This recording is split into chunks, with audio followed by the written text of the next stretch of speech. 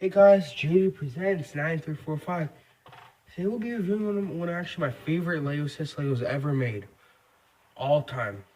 Set 75204. It's the Sandspeeder. Has 278 pieces and 2 minifigures and cost you around $30 in the United States. Now let's take a look at the minifigures. So first up, let's start with the Sandspeeder Pilot. Sorry, it's a bit dark.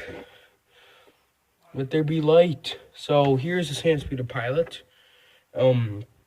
See, it's really like the Rebel Pilot, where you have the, the breathing apparatus over here.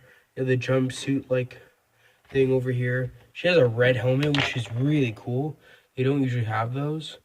Here's the printing on the helmet. Oh, here's the back printing. Not really interesting, but the helmet is really cool in my opinion. Here is her face. If I can get the camera to focus again. Focus. Anyway, she's got a smiling face in this one. And, with all the other Rebel Pilot stuff. Over here, she has a angrier expression, so, that's nice. Here's the pilot. Now, of course, since this is like a snow speeder, you gotta have a gunner. Here's the gunner. He's got a smiling expression, of course. I like the smiling expressions. And same torso and everything. Exactly the same. His helmet design is really cool again. So, nice helmet design. And here's his angrier face. Yeah, that's it for the minifigures. It's okay. Okay, so let me tell you the backstory of the Sandspeeder, because it's a really cool one, which is really why I like this set. So the Sandspeeder isn't in any Star Wars movie, or any comic book, or anything. The Sandspeeder was a Kenner design. Kenner, the old action figures, who merged with Hasbro, and that became history and everything, But anyways, they proposed to Lucasfilm to make toys for the very first sequel, like after Return of the Jedi. They made such things as the Sandspeeder and the all-terrain ion cannon, which would be a pretty cool set. Picture an AT-AT without a back part and a cannon over there. That's the ATIC, all-terrain ion cannon. But that's really the history behind this. Let's take a look at the build. So first off, we have a moisture evaporator. So it's so nice to finally get a moisture evaporator. Oh, wait. I mean, an updated moisture evaporator. Excuse me. Because they did make a couple, but this is by far the best. It's on a rock. But just a really nice build. I really like it. They have another nice feature to it, which we'll get into later. But you can reveal this rock. You got a snake. So that's nice. But we'll show a fun way to actually open that. That's really it. Let's go into the Sandspeeder. So it's much like a snow speeder, just with this gray color scheming, which is very, very nice. But here you have the classic sticker with the ventilator.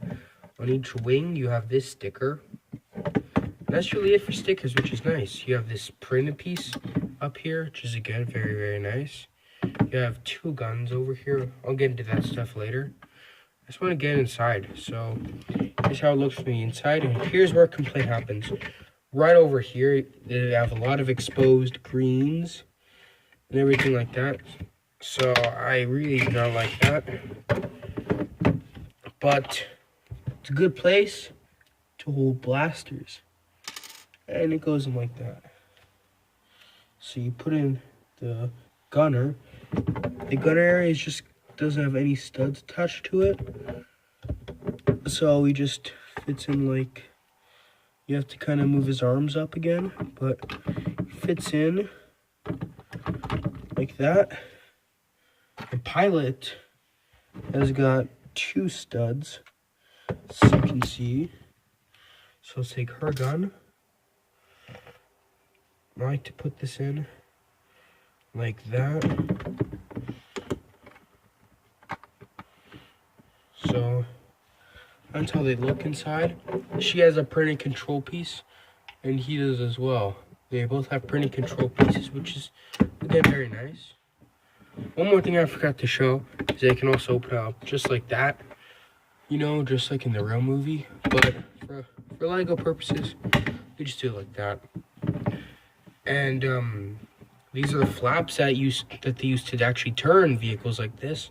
Open it up to like release pressure and get turned.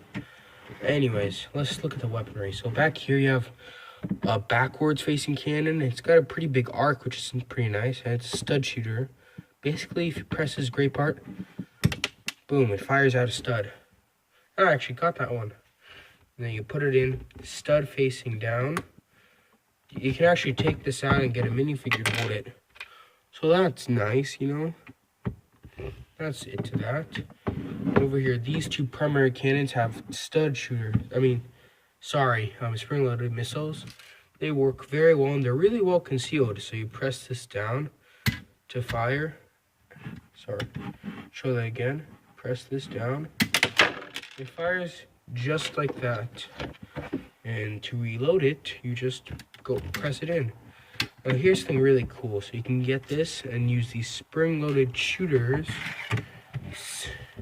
Let's see if we can actually do this to knock it down. First try, like that, to actually reveal it.